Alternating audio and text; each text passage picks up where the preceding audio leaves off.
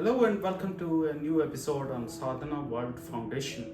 Very recently, an event caught the attention of all of us in India when a young boy, about 17 years old, took his father's very expensive, luxurious Porsche and went on a rampage on the road and killed two people. That was shocking. Many of us were concerned.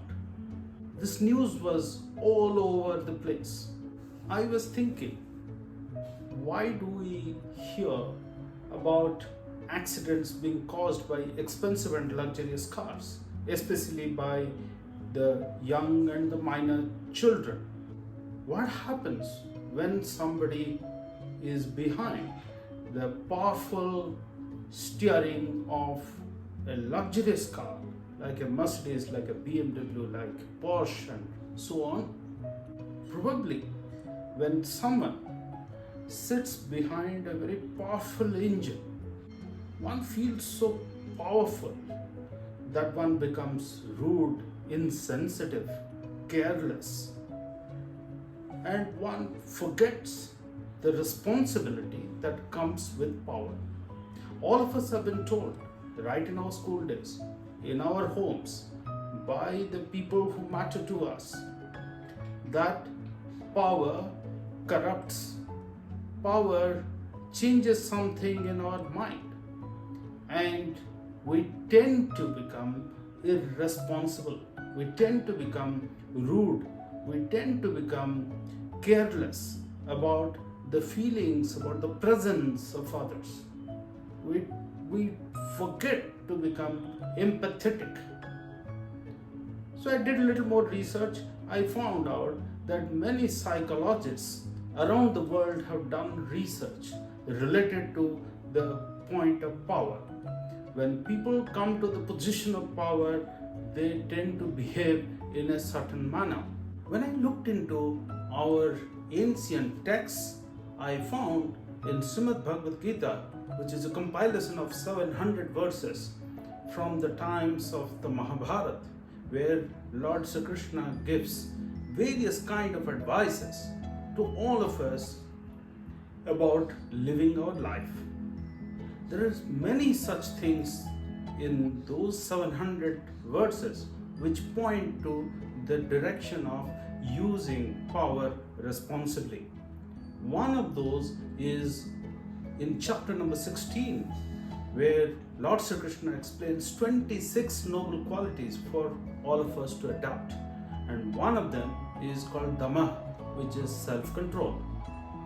Similarly, when we look at the Republic, written by the Plato, or think of the Bible, which talks about a concept of servitude. Apparently, Jesus says that if you want to become great, you need to serve others. So the concept of servitude comes from there. Think of the Chinese classic, Tao Te Ching, which talks about a similar concept. It talks about harmony with nature.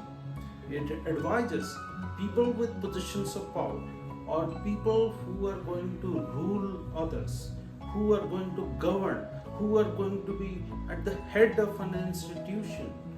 They need to really use their wisdom to be harmonious with their environment. We have such pearls of wisdom. Think of the African folktale about a ruler, which apparently who was there in the 14th century, called Mansa Musa. Many of you might have heard this. We have all heard this story in our childhood. Maybe in different names, but it's a folktale, maybe mythological story. It doesn't matter, but the learning is the same. This ruler, Mansa Musa, was very rich. He was known all around his kingdom and the neighboring kingdoms for the riches that he possessed, for the way that he governed his people, for the wisdom and the sense of justice that prevailed in his kingdom. He was, of course, extremely popular. The kingdom was prospering. One day, one lady with some magical power comes into his court and says that, "Oh king, you are so popular, all of us love you. I want to gift you some magical power using which you can turn things into gold." The king accepted this gift with happiness, and the lady warned the king that this is a magical gift and this gift needs to be used responsibly and sparingly. So the king accepted it and started using it sparingly. He turned the things that were rejected by the people into gold. He used those resources for further prosperity of the kingdom. He had access to a lot of gold now. Over a period of time, he started falling so much in love with that golden key that he was always holding it in his hand. He started converting grains, plants, vegetables, cattle into gold. Suddenly, a lot of people in his kingdom started facing difficulties because their livelihood was going away and they were relying increasingly on the king's donations. Once there was a party in the kingdom. The king was holding the key in his hand, but he forgot that the key was in his hand.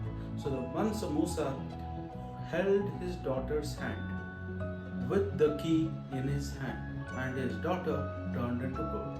The king was extremely sorrowful and sad, and all of them went to that old lady who had given that golden key to reverse the blessing or that power of the gift, magical power which was bestowed on that gift.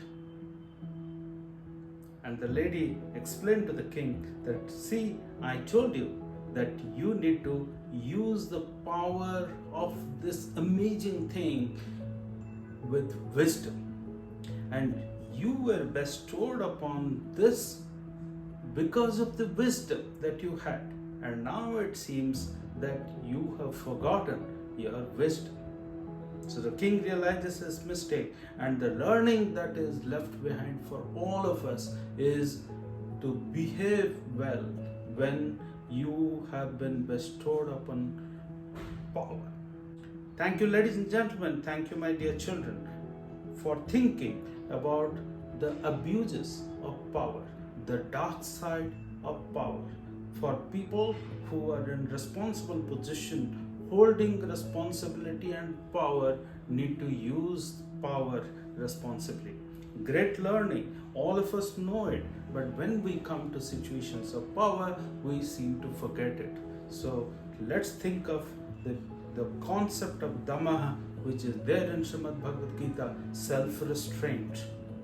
Thank you very much for thinking about it and spreading this wisdom to many more people around you. I look forward to our future conversations.